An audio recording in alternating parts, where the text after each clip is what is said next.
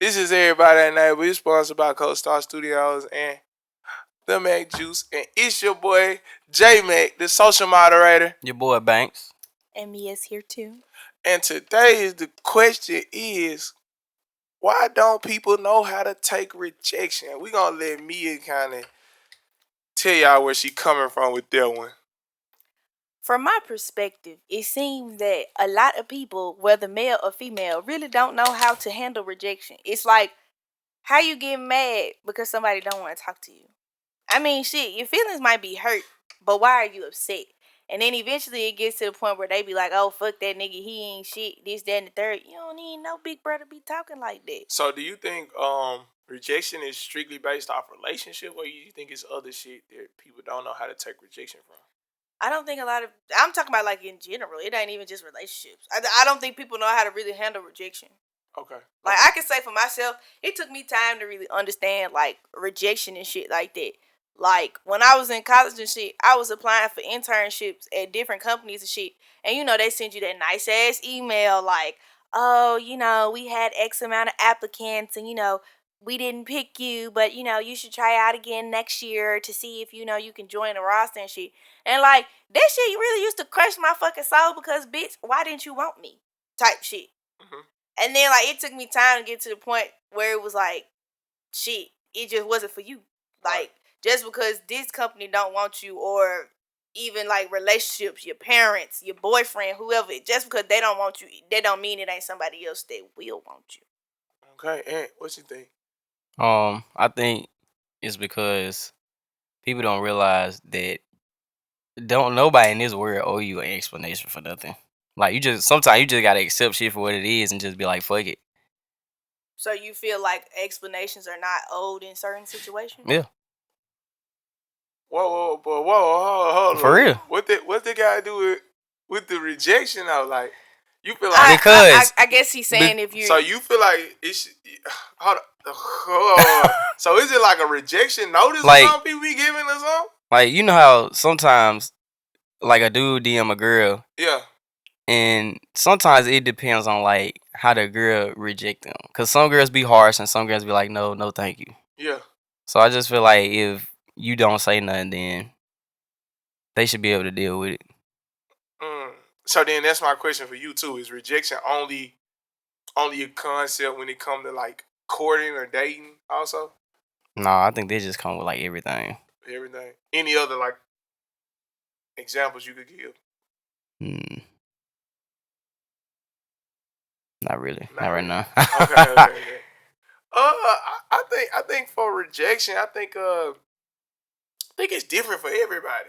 Mm-hmm. Like, I think people kind of like, people deal with things differently. Mm-hmm. Like, some people coping mechanisms are different. Like, so I just like, when I think of it, like, it just kind of depends on how you take it. Like, but then again, like in like a real world scenario, and then like in like a relationship scenario, mm-hmm. I feel like the mindsets could be two different things. Mm-hmm. Like, I mean, like, I feel like I can take rejection because literally what I wanted to do my whole life, I got rejected from doing it. Yeah. But I still like pursued to try to do it. Mm-hmm. But at the same time, like, if a chick reject me, like, it is what it is. It is what it is. Mm-hmm. So, like, I just wonder, like, because for somebody else... Well, is that, like, a learned behavior, though? What? Like, dealing with rejection like that.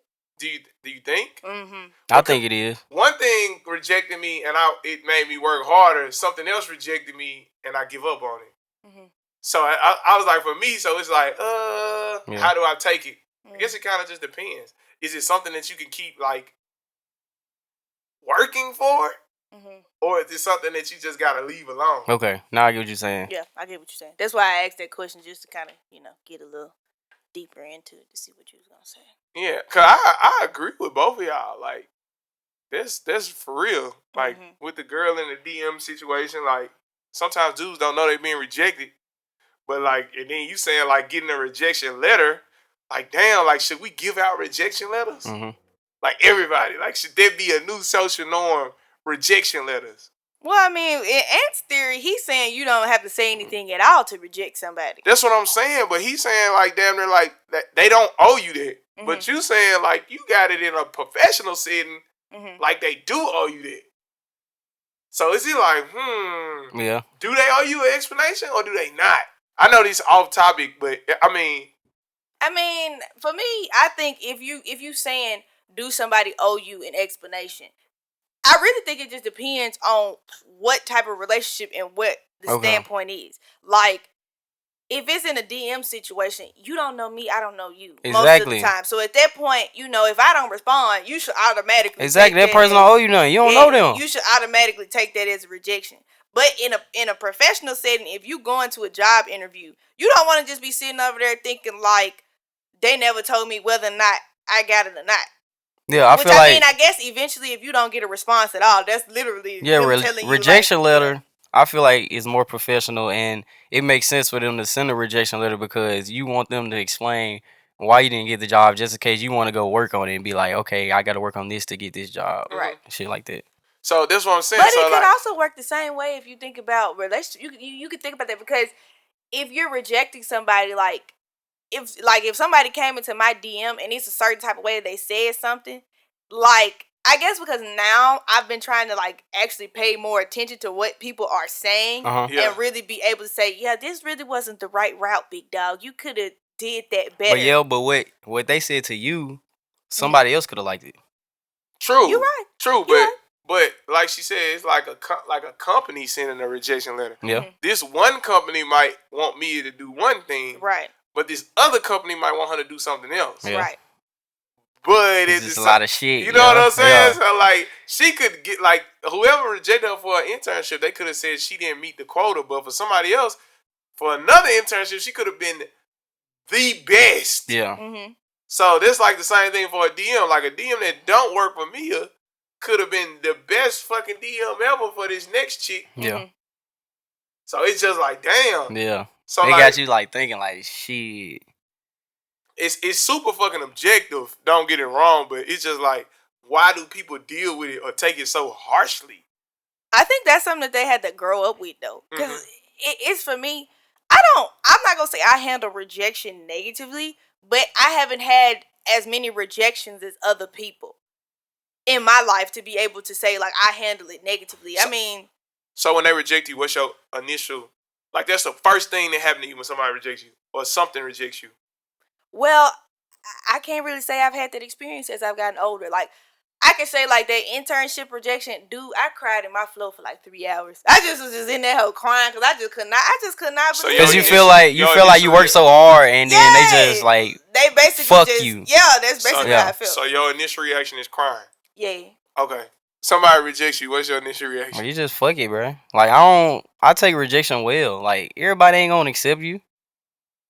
Hey, but that's something that you have to grow to, though. Yeah, but like nowadays, like if somebody rejected me for a job, I'm just be like, it just one for me, and I'm gonna just go do something else or work harder to, like I guess, present myself in a different manner, or maybe my presentation just wasn't for this company. It might be for that one. You never know. But like with relationships, I guess I haven't really dealt with a lot of rejection in relationships, so like that type of perspective is kind of skewed for me. So, do y'all think that it's just a certain amount of people who take rejection horribly, or is it like a society thing? In the current society we take rejection bad. Society. It's a society. It's you think a society the same thing? It's a society, or is it person to person? I think it's personal. It's person. You think it's person? So, because you said it's how you grow. You grew up. But I'm saying though, in today's society, like you see it all the time on the internet, people be dying out here behind getting rejected for like jobs. These people go up here and shoot it up. People be getting rejected. A nigga trying to talk to a female, and then he get mad and it's fuck you, bitch, and then he go to the car and get the Glock, and you just sitting there like, what the fuck? Like that shit happen every day, B. So it's like, why is it that you take rejection so bad? Like, is this something in your childhood or like something that you've been through? The reason why you can't handle that's like with Buddy that turned down a 6-figure job, and he went to that Logan Paul or dude, and he tried to be like on his team or whatever. Yeah. And he told him no. He got on the media and started crying. I'm like, bro, you turned down a guaranteed 6-figure job to go work for bro, and you don't even know him. Did you see what Logan Paul said though? What did he say? He was like, bro, I just get up and do stuff and record it. Why do you think I need somebody to help me?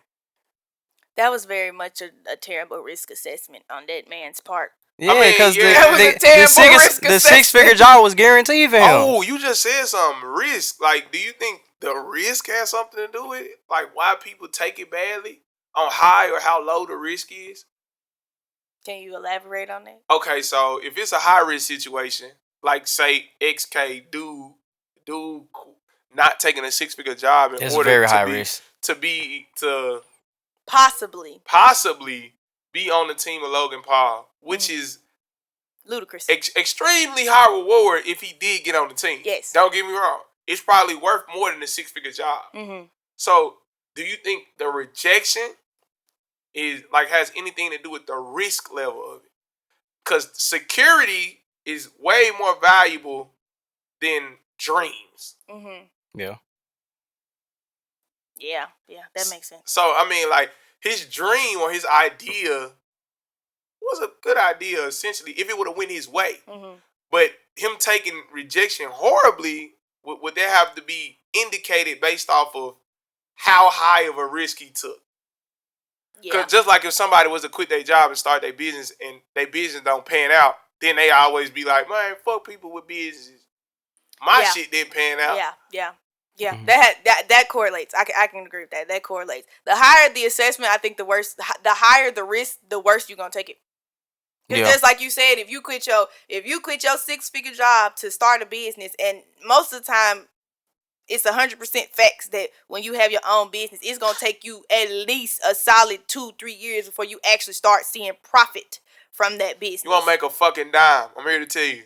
At first, eventually you will start to make profit, but you have to realize that number is going to be very skewed in the beginning. You have to go negative before you go positive. And people don't really realize that. So it's like they get out here and think that this entrepreneurship, just because they see like certain people, like that girl who started the lock business. What was that? The oil. Mm-hmm. You know, she made a meal in an hour. You know what I'm saying? But people see that. You talking about the one to be doing the NBA players hair? Yeah, I think so. Yeah. Like she made a meal in an hour off some oil. You know what I'm saying? But everybody can't make that. So I think a lot of people be romanticizing that type of stuff to think that they can do the same thing. And then when they get to that point of risk assessment, it's like, all right, fuck it, I'm going to do it. And then when it don't work out, it's just like, oh, fuck everybody. You bitches lied to me. Like, y'all made it look easy. And I'm like, none of this shit is ever easy. They be really putting up a facade for themselves. Yeah, shout out to her because she making bank, bro. Just by doing, like, NBA players' hair and shit like that. That makes sense. I mean, but back to what we were saying, though, like, I guess so y'all would say that would be depends on the risk how you gonna take it. Yes, mm-hmm. You know what I'm saying. I agree. The higher the risk, the harder the fall. Yeah, I feel like shooting at a girl is not a high risk though. I feel like that's a low risk. But like it shouldn't be. That may be a low risk to you. You right, but I feel like it shouldn't be a high risk for most people. To shoot at a girl. Yeah, but because some people like. If they shoot at a girl and they get rejected, they take that shit like far. To the chest, like niggas be in a depression behind it. And it's like, fuck you ain't even cute anyway. Like, what was the point of you DMing her then, nigga? Like, what? Shit, because he thought it was going to work. But you got to realize it may be a high risk for somebody that's not, like that don't talk to women or don't socialize like that. Like, for them, that's a high risk, high reward type of thing. But I mean, I get what you're saying, but I be feeling like it be certain ones that shoot at females that they know they cannot get. Like, in the back of your mind, you know that if you shoot this shot, it's a good 75% chance it's not going to work. But instead of you just saying, I bet I'm going to just, go on about my day, they take that little 25 and be like, you know what, it might work. Yeah, but at the same time, you never know until you do it. Facts.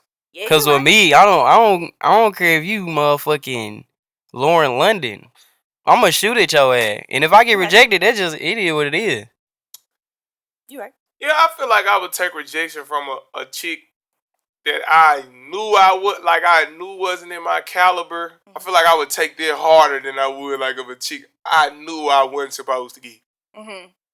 Like if a two. But why would you shoot your shot if you knew you wasn't gonna get her? Well, maybe it's just that like don't even sound logical. On some shit where some niggas, nigga hype you up, you do some nigga shit like, and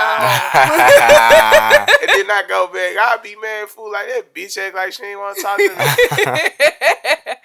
Like I feel like I understand it. Like I feel like I do take rejection straight, but like you said, my risk is like bottoms out with my reward. I feel like I agree because I do take rejection well, but it just with niggas, it just sometimes when we shoot at a girl and they be like, nah, I'm straight, and then a nigga come right behind you and talk to her and she talks to that nigga, and you just know. You just know that you look better than that nigga, bro. Like assuming, yes, yeah, like but I mean, you do have to realize it's all about the female perception. Like I shoot niggas down in my DM all the time, and it's not because I'm just specifically talking to another nigga. It's just I don't want to talk to you, bro. It's cool. Like I guess maybe okay. I can say as a female, it depends on the approach. Honestly, it really do depend on the approach whether or not I'm gonna reject you or not. Yeah, because it be certain shit that niggas say in my DM. I just be like. That was all you had. That was your best one. Yeah, nowadays if a nigga ain't got a conversation, you ain't getting nobody. Exactly, and a lot of them don't. Like how you Jeremiah, because just like you said the other week, like bad bitches don't never have shit to talk about. I often say that these hoes ain't got no conversation. If you ain't got no conversation, you ain't getting nobody. But they say conversation rule the nation. Yeah. Got to. What if y'all on a date? Y'all gonna need some shit to talk about on that date. Right. That's what I'm saying. You can't have me just monologuing. I do it though. But that's because you can do that. Everybody don't have that personality to just sit there and talk about themselves and nobody asks no questions. On me, I ain't gonna talk about myself. I think that's super conceited. Yeah, that's what I'm not gonna do. Like if you ask, but I'm not just gonna sit here. Yeah, I do this, I do that. I ain't doing all that. That's like my homeboys that used to put they highlight film on when the chick coming around. Oh no, dog. I can't do it. Hate to see it. But they highlight tape on when the chick coming around. That's how I feel like. First of all, that attracts no one because we don't know. Half of females don't know what the fuck going on in the tape. Darren don't even know who got the ball at all. Man just sitting over there trying to flex, and we just like, oh hi, my name's such and such and such. Like, oh, that's what you do. Yeah. Oh, okay. It's just like a little weird flick, but I like. That's what I feel like talking about yourself is. But I mean, you have to share yourself somewhat in order to keep the conversation going. You have to share some parts of yourself. So you just be sitting there having random conversations about random stuff and don't never share no parts of yourself. We gonna talk and then I'm gonna drop a little dime about myself. Drop a little dime. That's what I'm saying. Like you have to give some sort of something about yourself. You have to give something. True. You can't just be sitting there talking this whole time but not have something to say about yourself. That just don't seem logical. Because how I'm gonna get to know you? Yeah. If you're not telling me something about you, even if it's just like, oh, my favorite color is green or something. You know what I'm saying? Like simple shit. I respect it. I respect it. But look, let's try to wrap this up. So, what do y'all think we could do to help people who don't take rejection very well? Do you think it's on the people rejecting them, or is it on the people getting rejected on how they should take the situation? I think it depends on the kind of rejection. Because a lot of females, I ain't even gonna cap, a lot of them really do be going extreme with the rejection where you could just say, no, thank you, I'm okay. Like, other times they'll be like, I don't want to fuck with you, you're not even cute. Like, you know how they do. So it's like, I feel like it depends on what you say. But, I mean, at this point, sometimes it really don't. You can say, oh, it's okay, no, thank you, I'm good, and a nigga still get mad. So, I mean... Yeah. That's something that you gotta develop. That's personal growth with the nigga or with the female. That's personal growth. For them to be able to take rejection better, that's just personal growth. 100%. Cool. I agree 100% with Mia. Everything she said. For real? Yep. Nothing to add. Nothing to add. Hey. I hate to say it because I just feel like it's just horrible content, but I do agree. I feel like there's nothing else I could really add. But look, this is Everybody Ain't Able, the podcast. Damn, I wasn't supposed to say podcast. Fuck it. This is Everybody Ain't Able, sponsored by CoStar Studios and the Mac Juice. And we just gonna take a little toast, you know what I'm saying, to everybody not being able to say what they want to say. Yes, sir. Hey, and we out. I need someone to help me, help me. I know that you can't feel me. When you meet the real me. The real me is something that you can't see. I need someone to help me. I know that you can't feel me. When you meet the real me. The real me is something that you can't see.